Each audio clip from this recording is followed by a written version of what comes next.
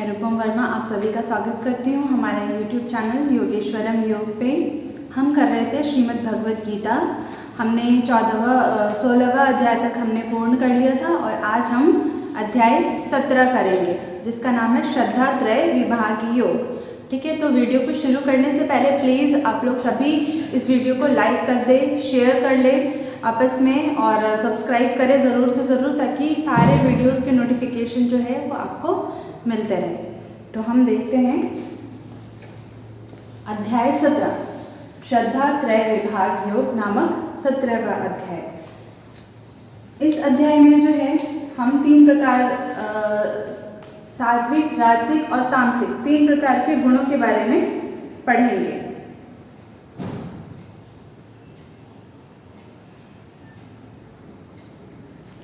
तो इसमें श्री भगवान कहते हैं कि श्रद्धा जो होती है मनुष्य की वो कितनी होती है? त्रय। त्रय यानी कि 3 प्रकार की श्रद्धा होती है। ठीक है, कैसी?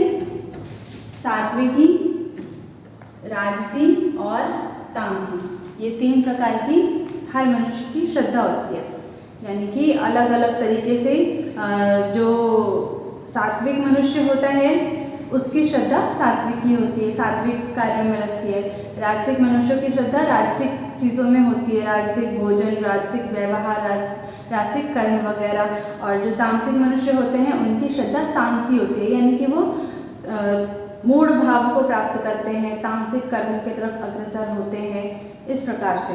तो ये हो गया श्रद्धा त्रय। फिर आगे है पूजन त्रय। पूजन त्रय का मतलब कि किस प्रकार की श्रद्धा वाले, किस प्रकार के गुण वाले मनुष्य किस प्रकार के लोगों की पूजा करते हैं। देवता की, राक्षस की, यक्ष की या फिर प्रेत की, पिशाचों की। तो कहते हैं कि जो सात्विक श्रद्धा वाले जो मनुष्य होते हैं वो देवताओं की पूजा करते हैं। ठीक है, राजसिक श्रद्धा वाले जो होते हैं वो यक्ष की और राक्षसों की पूजा करते हैं, और तामसिक श्रद्धा वाले प्रेत और भूतों की पूजा करते हैं। ठीक है, तो ये हो गया हमारा पूजन त्रय। 3 प्रकार के लोग जो है 3 प्रकार से पूजन करते हैं। फिर है भोजन त्रय। 3 प्रकार के भोजन कौन कौन से होते हैं? तो जो सात्विक मनुष्य हैं, सात्विक श्रद्धा वाले जो मनुष्य हैं उनको सात्विक भोजन पसंद होता है। अब सात्विक भोजन कैसे है? सात्विक भोजन जो होता है वो होता है आयु बढ़ाने वाला। उस प्रकार के भोजन को खाने से आयु की वृद्धि होती है। बुद्धि को बढ़ाने वाला होता है, बल प्रदायक होता है, आरोग्य देने वाला होता है। इस प्रकार के भोजन को करने से जो है वो मनुष्य रोगी नहीं होता, उसको आरोग्यता की प्राप्ति होती है तथा सुख की प्राप्ति होती है। और क्या होता है? प्रीतिवर्धक। वैसा जो सात्विक भोजन होता है वो होता है प्रीतिवर्धक। ठीक है, फिर क्या होता है? रस युक्त होता है, उसमें रस की मात्रा अधिक होती है सात्विक भोजन में। स्निग्ध होता है, स्निग्ध यानी कि चिकनाई होती है उस भोजन में। चिकनाई की वजह से वो आसानी से हमारे गले से नीचे उतर जाता है और डाइजेस्ट हो जाता है। स्थिर, स्थिर यानी कि वो भोजन, वैसा भोजन जो हमारे सप्त धातुओं को स्थिर रखे, उनमें बैलेंस बना करके रखे, हमारे वात पित्त कफ को स्थिर रखे, उनमें असामान्यता ना आए। तो वैसा जो भोजन होता है वो होता है सात्विक भोजन, जो कि स्थिर कहलाता है। फिर क्या होता है? हृदय को प्रिय लगने वाले जो भोजन होते हैं वो भी क्या है? सात्विक भोजन होते हैं। जैसे कि दूध और दूध से बनी जो चीज़ें होती है वो कैसे, वो ऑलमोस्ट सभी प्राणियों को वो प्रिय लगती है, देखते ही उसकी तरफ हमारा आकर्षण बढ़ता है। तो वो क्या है? वो सात्विक भोजन में आता है। ठीक है, अब आगे क्या है? राजसी भोजन किस प्रकार का होता है वो बतलाते हैं। तो राजसिक भोजन जो होता है कटु होता है, कड़वा, अम्ल यानी कि खट्टा होगा, लवण यानी कि नमक युक्त होगा, उष्ण गरम होगा बिल्कुल, तीखा यानी तीक्ष्ण, रुक्ष यानी कि रूखा होगा वो भोजन, और दाहयुक्त बिल्कुल जलन पैदा करे हमारे शरीर में, हमारे पेट में, हमारे मुंह में, जैसे कि मिर्च होती है, वो क्या है, उसको खाने से तीखा लगता है, दाह युक्त होता है, वो हमारे शरीर में गर्मी आती है और जलन उत्पन्न होता है। या अगर कोई बहुत गरम भोजन कर रहा है तो वो भी क्या हो गया, वो राजसिक भोजन हो गया, क्योंकि वो दाह युक्त है, दाह उत्पन्न कर रहा है। तथा दुख, चिंता और रोग प्रदायक जो राजसिक भोजन होता है वो कैसा होता है, उस प्रकार के भोजन को करने से मनुष्य में दुख की उत्पत्ति होती है, यानी कि दुख होता है उसको। अगर हमने बहुत तीखा या बहुत गर्म भोजन खा लिया तो उसके बाद फिर हमारी जब जीभ जलती है, हमें तीखा लगता है, तो हमें एक प्रकार से दुख होता है, तो वो दुख प्रदायक जो है वो राजसिक भोजन है। चिंता, इस प्रकार के भोजन से चिंता बढ़ती है और रोगों की उत्पत्ति होती है। ठीक है, आगे तामसिक भोजन के बारे में बतलाते हैं कि वो होता है अधपका, आधा कच्चा आधा पका, उसको क्या कहते हैं, यातयाम कहा है। तो अधपका जो भोजन होता है वो तामसिक भोजन के अंतर्गत आता है। रस रहित, बिल्कुल सूखा होगा, रस नहीं होगा उसमें, उसको खा करके हमारे गले में जो है वो भोजन हमारे गले में अटक सकता है, हमें पानी पीने की आवश्यकता पड़ती है, तो उस प्रकार का जो भोजन है वो तामसिक भोजन के अंतर्गत आता है। उसको क्या बोला है, रस रहित को गतरसम। फिर वो भोजन कैसा होता है, दुर्गंध युक्त होता है, बासी या फिर किसी प्रकार की दुर्गंध आ रही हो उस भोजन से, वो तामसिक भोजन है। उसको कहते हैं पूती, बासी भोजन को पर्युषित, इस प्रकार का जो भोजन है वो तामसिक है। उच्छिष्ट यानी बचा हुआ, किसी का जूठन, तथा अपवित्र जो है, अगर भोजन में कुछ कीड़े गिर गए हो, मक्खी गिर गई हो, तो वो भोजन जो है वो तामसिक हो जाता है। कुछ लोग जो है उस भोजन को खाना पसंद नहीं करते, कुछ लोग जो है कहते हैं कि अरे कोई बात नहीं, एक मक्खी ही तो गिर गई है, उसको निकाल कर फेंक देते हैं और फिर से उस भोजन को कर लेते हैं। लेकिन उस प्रकार का जो भोजन है वो तामसिक भोजन के अंतर्गत वो आ जाता है, तो उसको बोला है अपवित्र। फिर आगे यज्ञ कितने प्रकार का होता है, 3 प्रकार का होता है। सत्व और रज और तम के हिसाब से 3 प्रकार के यज्ञ होते हैं। तो सात्विक यज्ञ कैसा होता है, जो शास्त्र विधि से नियत हो, हम पूरे शास्त्रोक्त विधि के साथ जो हम यज्ञ कर रहे हैं वो सात्विक यज्ञ होता है, जिसमें कर्तव्य युक्त कर्म होते हैं तथा फल आसक्ति से रहित होता है। हम वो यज्ञ कर तो रहे हैं लेकिन हमें कोई फल की आवश्यकता नहीं है, हम उसको नित्य कर्म मान करके कर रहे हैं, तो वो हो गया सात्विक यज्ञ।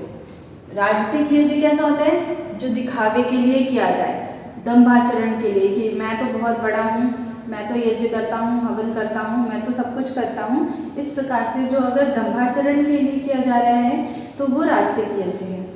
फल की इच्छा से युक्त अगर किया जाता है तो वो भी राजसिक यज्ञ के अंतर्गत आता है।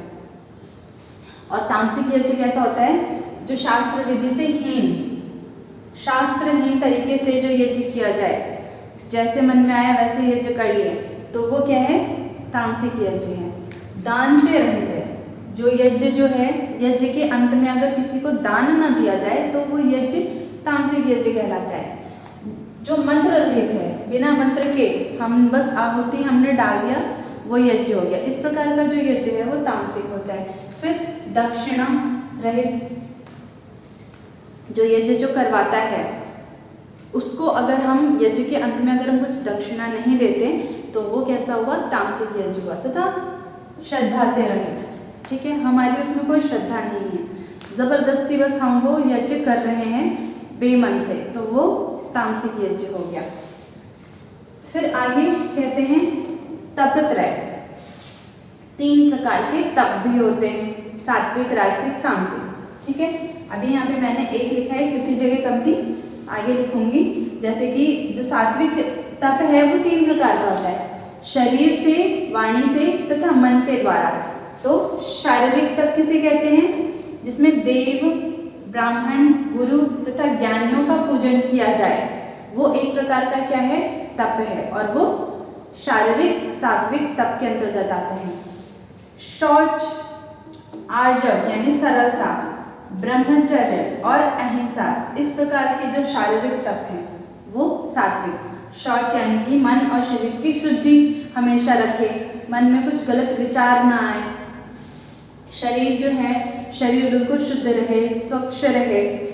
आर्जव यानी कि हमारे अंदर हमारे भाव में सरलता होनी चाहिए। किसी भी सिचुएशन में, चाहे वो सुख का समय हो, दुख का समय हो, कोई हमारी निंदा कर रहा हो, हमारा उपहास कर रहा हो या फिर हमारा सत्कार ही क्यों ना कर रहा हो, तो हर सिचुएशन में जो है एक सरलता का भाव क्रिएट करके रखना, वो क्या हुआ, शारीरिक तप हुआ।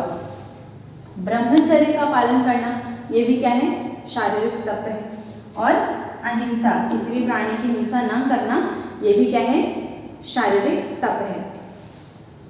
फिर आते हैं राजसिक तप की तरफ। सत्कार, मान और पूजा के लिए जो तप किया जाता है, वैसा परिश्रम, वैसा तप जो सत्कार के लिए, कि ऐसा करने से मुझे बहुत मान सम्मान आदर सत्कार मिलेगा, तो वो राजसिक तप है। मान के लिए, पूजा के लिए, कि मेरी पूजा होगी, मेरी वाहवाही होगी, तो वो राजसिक तप है। अन्य स्वार्थ के लिए किया जाए, किसी चीज़ की इच्छा करके, किसी चीज़ की प्राप्ति की इच्छा करके अगर वो तप किया जाए तो वो राजसिक है।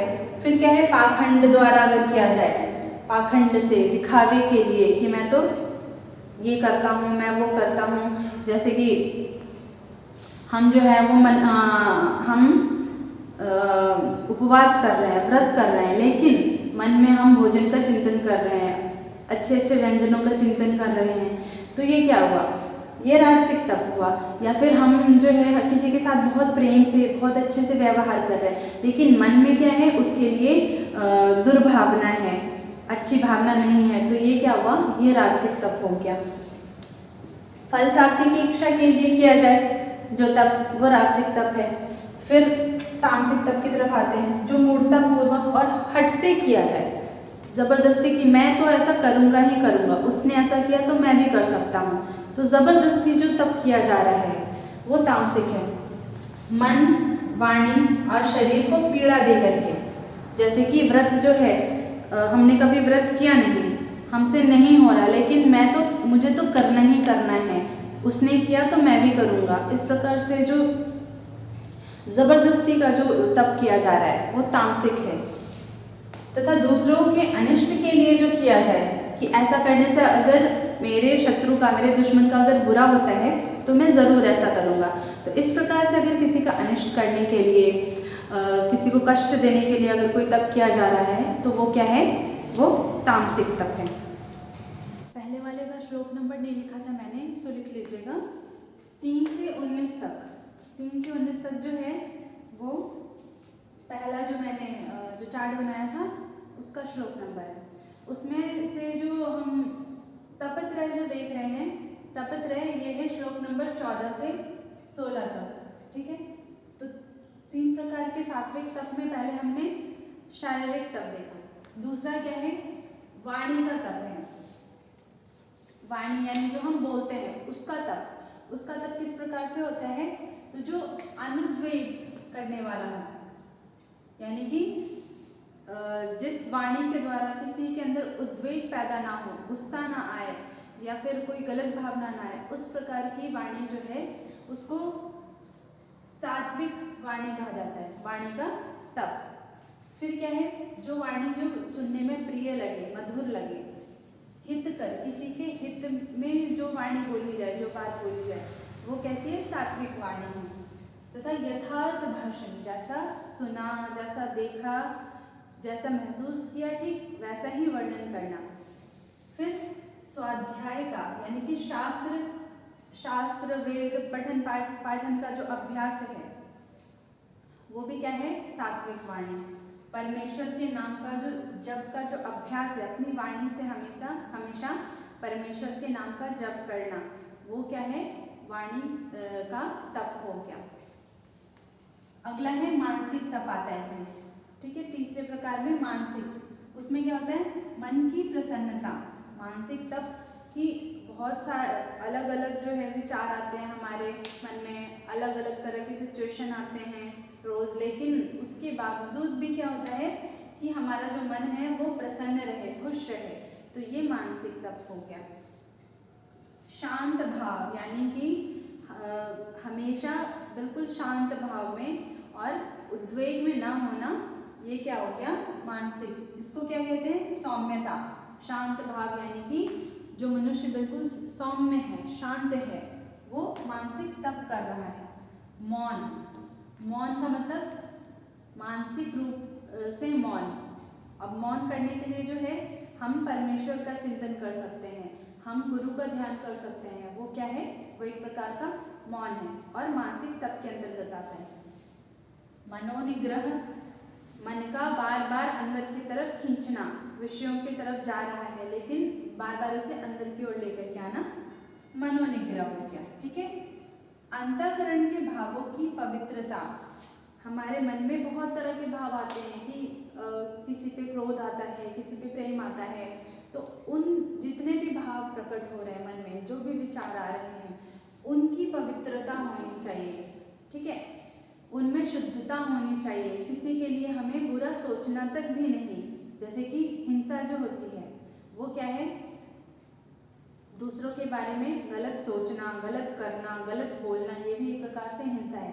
तो अहिंसा का पालन करने के लिए क्या कहा जाता है, शारीरिक मानसिक रूप से तथा वाणी से भी हिंसा न करना, ये अहिंसा।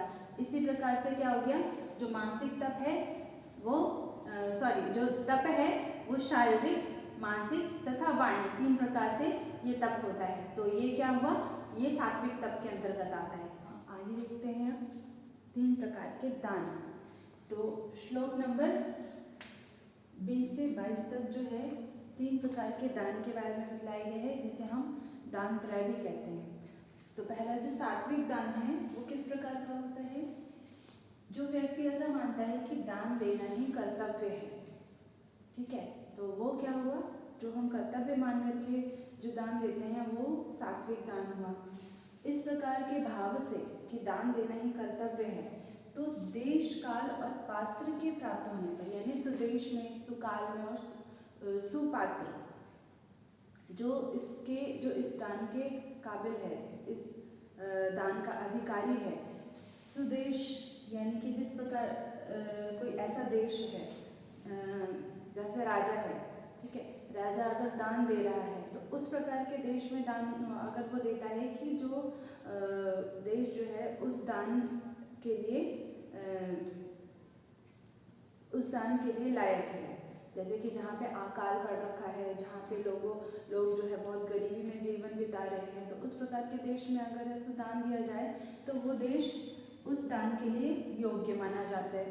उसी प्रकार से काल यानी कि समय, परिस्थिति, अगर परिस्थिति उस तरह की है कि उसे दान की ज़रूरत है, जैसे कि अभी जो केदारनाथ में जो अकाल आया था, वहाँ पे सारे लोग जो हैं वो त्रासदी से बिल्कुल परेशान हो रहे थे, काफ़ी लोग जो है वो मर गए, बहुतों के घर जो है नष्ट हो गए। तो क्या हुआ, तो हमारे राज्य सरकार ने उन लोगों को उस समय दान दिया। तो उस वक्त वहाँ पे दान देना जो है वो सात्विक दान कहलाया, क्योंकि वो दान के योग्य काल था।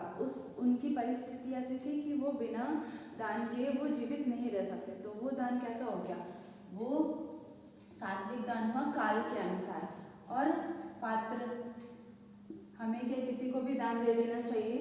नहीं, जो उस दान के जो लायक है, जो उस दान के योग्य है, जिसे उसकी सबसे ज़्यादा ज़रूरत है, उसको दान देना सात्विक दान कहलाता है।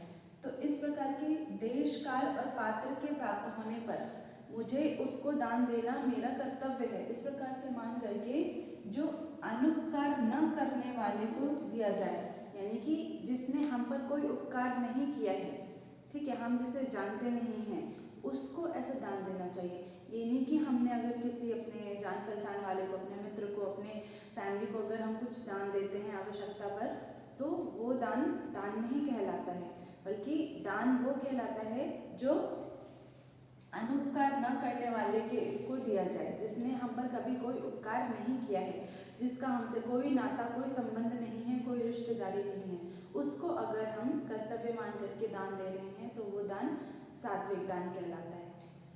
आगे है राजसिक दान। वो क्या होता है? वैसा दान जो क्लेशपूर्वक, ज़बरदस्ती में दिया जाए। जैसे कि बहुत सारे होली का त्यौहार होता है या और कोई त्यौहार होता है, तो चंदा मांगने के लिए लोग आते हैं कि हमें कुछ दक्षिणा दीजिए, कुछ चंदा दीजिए, हम मूर्ति स्थापित करेंगे, हम होलिका दहन करेंगे। तो इस प्रकार से जो वहाँ पे जो दान दिया जाता है, बहुत लोग जो है अनिच्छा से देते हैं, क्लेशपूर्वक देते हैं, मतलब हट से या फिर अनिच्छा से देते हैं। तो वो दान कैसा हो गया? राजसिक दान हो गया, जहाँ पे हम उस दान को देना कर्तव्य नहीं मान रहे हैं या ज़बरदस्ती हम दान दिया जा रहा है, तो वो हो गया राजसिक दान। फिर क्या होता है इसमें? प्रत्युपकार के बदले, यानी कि उसने हम पर कभी उपकार किया हो, हमारी कोई मदद करी हो, तो हम उसकी मदद कर रहे हैं, तो ये जो है वो दान नहीं कहलाया, ये उपकार कहलाया या प्रत्युपकार कहलाया। यानी कि उसने जो हम पर उपकार किया, उस उपकार के बदले हम अगर उसको कुछ दे रहे हैं, तो वो राजसिक दान है। और फल आकांक्षा से, यानी कि अगर हमने किसी को कुछ दिया तो कल को वो भी हमें कुछ देगा। तो इस प्रकार से मन में भाव रख करके जो दान दिया जाता है, जो फल की इच्छा को ध्यान में रख करके जो दान दिया जाता है, वो राजसिक दान कहलाता है। फिर तामसिक दान, बिना सत्कार या तिरस्कार से दिया जाए। बहुत लोग ऐसा हमारे पीछे पड़ जाते हैं। आप मार्केट जाओगे तो बहुत सारे जो बेगर्स होते हैं वो हमारे पीछे पड़ जाते हैं कि कुछ दे दो, कुछ दे दो।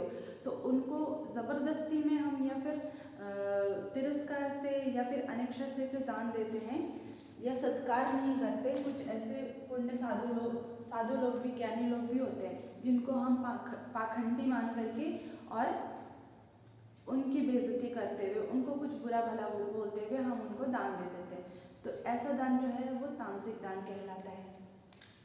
आदेश में, उस देश में जहाँ पे उस दान की अभी कोई आवश्यकता नहीं है, वहाँ पर हमने दान दे दिया कि हमारा नाम हो, हमारी बड़ाई हो, तो वो जो है तामसिक दान। फिर अकाल में, यानी कि अभी उस दान की परिस्थिति नहीं है, जहाँ पे लोगों को दान की आवश्यकता नहीं है, तो वो अकाल में, यानी कि जो समय के अनुकूल ना हो, प्रतिकूल हो, अपात्र या कुपात्र हो, जो व्यक्ति उस दान के योग्य नहीं है, उसको दान देना, ये सारा क्या है? तामसिक दान कहलाता है। ठीक है। अब इसके आगे हमारा ये जो सत्वरज स्तंभ का जो कैटेगरी था वो खत्म हो गया। आगे बतलाते हैं कि ओम तत्सत, ये 3 प्रकार के भगवान के नाम। श्लोक नंबर 23 से 27 में जो है वो ब्रह्म के 3 नाम हैं, उनके बारे में बतलाया जा रहा है। प्रथम नाम क्या है? ओम है, पहला नाम ओम, दूसरा तत् और तीसरा सत। इन तीनों नामों का अलग अलग जगह अलग अलग क्रियाओं में प्रयोग किया जाता है, तो इसीलिए 3 प्रकार के नाम कहे गए। तो ओम जो है, किसी भी कार्य को जब हम आरंभ करते हैं तो आरंभ करने का द्योतक है कि अब ये कार्य को आरंभ किया जा रहा है, तो हम ओम ऐसा कह के हम किसी भी कार्य को करते हैं। जैसे वेदों का, शास्त्रों का पठन पाठन करते हैं, उपनिषदों में बहुत सारे श्लोक हैं जो ओम से शुरू होते हैं। यज्ञ हवन आदि क्रियाएं करते हैं तो ओम पहले ऐसा कह करके हम क्रियाएं शुरू करते हैं। तो जितने भी शास्त्रोक्त नित्य कर्म हैं, पठन पाठन की क्रियाएं हैं, जो भी कार्य किया जा रहा है, तो ओम जो नाम है परमात्मा का, ये कार्य को आरंभ करने का द्योतक है। ठीक है, द्योतक है। दूसरा जो नाम है तत् का मतलब क्या हुआ? परमात्मा का ही सब कुछ है, हमारा कुछ भी नहीं है। इस संसार में, इस धरती पे जो भी कुछ है वो क्या है? वो परमात्मा का ही है। तो इस भाव से जो भी क्रिया की जाती है वो क्या है? वो तत् कहलाती है। यानी कि मेरा कुछ नहीं है, मैं अपने लिए कोई कार्य नहीं कर रही हूँ, मैं जो भी कर रही हूँ वो उस परमात्मा के लिए कर रही हूँ, उसकी इच्छा से कर रही हूँ और उसकी प्राप्ति के लिए कर रही हूँ। तो इस प्रकार के भाव से जो भी कर्म किया जाता है, जो क्रियाएं की जाती है, वो तत् का द्योतक है, यानी कि मेरा कुछ नहीं है, जो है वो उस परमात्मा का है। तीसरा जो है वो है सत, यानी कि परमात्मा हमेशा प्रत्येक जगह जितने भी श्रेष्ठ कार्य हैं, जो सत्य कार्य है, उसमें प्रतिष्ठित है। जो शुभ कर्म है, सत्कार्य है, उसमें परमात्मा प्रतिष्ठित है, यानी कि सत्य ही परमेश्वर है। जो भी निश्चित है, जो भी जैसे कि आत्मा, ठीक है, आत्मा क्या है? आत्मा जो है अनादि है, अनादिकाल से है, सत्य है, तो वो क्या है? वो सत्य है। तो इस प्रकार से जो है उत्तम कर्मों में सत्य का प्रयोग किया जाता है, ठीक है। सत्य के बारे में कह रहे हैं कि सत्य भाव में और श्रेष्ठ भाव में जो परमात्मा है वो सदैव से प्रतिष्ठित है। और क्या कह रहे हैं कि यज्ञ, तप और दान में स्थित है। तो परमात्मा जो है शुभ कार्यों में स्थित है। जैसे हम सात्विक भाव से जो हम दान देते हैं, जो हम सात्विक तप करते हैं, या फिर जो भी हम सात्विक कार्य कर रहे हैं, शुभ कार्य कर रहे हैं, उन सब में परमात्मा का जो सत्य रूप जो है, सत्य जो नाम है, वो उस कार्य में प्रतिष्ठित है। तो इतनी बातें ध्यान में रखनी है, ठीक है। सत्य तो बतला दिया। अब कह रहे हैं लास्ट में श्लोक नंबर 28 में कि परमात्मा सत्य है, कार्य सत्य है, शुभ कार्य सत्य है, तो असत क्या है? असत के बारे में कह रहे हैं कि जो बिना श्रद्धा, इसमें इंपॉर्टेंट पॉइंट क्या है? श्रद्धा, बिना श्रद्धा के, ठीक है, बिना श्रद्धा के जो भी दान दिया जाता है, जो तप किया जाता है, तथा जितने भी शुभ कार्य हैं वो अगर किया जा रहा है लेकिन बिना श्रद्धा के, तो वो क्या कहलाता है? वो सारे कार्य जो है वो असत कहलाते हैं। तो ऐसे कार्य करने से हमें कोई लाभ नहीं है। इसका फल बतलाते हैं कि इस प्रकार कहा जाता है कि न इस लोक में इस प्रकार के कार्य न इस लोक में लाभदायक हैं और न मरने के बाद ही लाभदायक होते हैं। तो जो भी कार्य करो वो श्रद्धापूर्वक करो, मन से करो और परमात्मा के लिए करो, ठीक है। इस प्रकार के कर्म अगर हम करते हैं, श्रद्धापूर्वक कार्य करते हैं, तो वो हमारे लिए न सिर्फ इस लोक में लाभदायक है बल्कि मृत्यु के बाद भी वो हमें उत्तम लोगों की प्राप्ति करवाता है। तो ये जो हमारा 17वां चैप्टर था श्रद्धा त्रय विभाग योग, तो इसका जो मुख्य पॉइंट था वो ही श्रद्धा है, ठीक है। तो ये यहाँ पे एंड हो रहा है। इसके बाद जो हमारा लास्ट चैप्टर बचा हुआ है, चैप्टर नंबर 18, ठीक है, तो वो हम करेंगे अगले वीडियो में। तब तक के लिए आप सभी का धन्यवाद हमारे साथ जुड़ने के लिए। और फिर से बोलूँगी कि ज़्यादा से ज़्यादा इस वीडियो को लाइक, शेयर तथा सब्सक्राइब करें, ताकि सिर्फ आप ही नहीं, बाकी जितने भी हमारे योग के स्टूडेंट हैं, MA, BA, BSc, MSc वगैरह के जो स्टूडेंट हैं, जो योग के फील्ड में आगे बढ़ना चाहते हैं, नेट JRF क्वालिफाई करना चाहते हैं, एक्सेट्रा, तो वो इस वीडियो का लाभ उठा सकें, ठीक है। तो मिलते हैं अगले वीडियो में।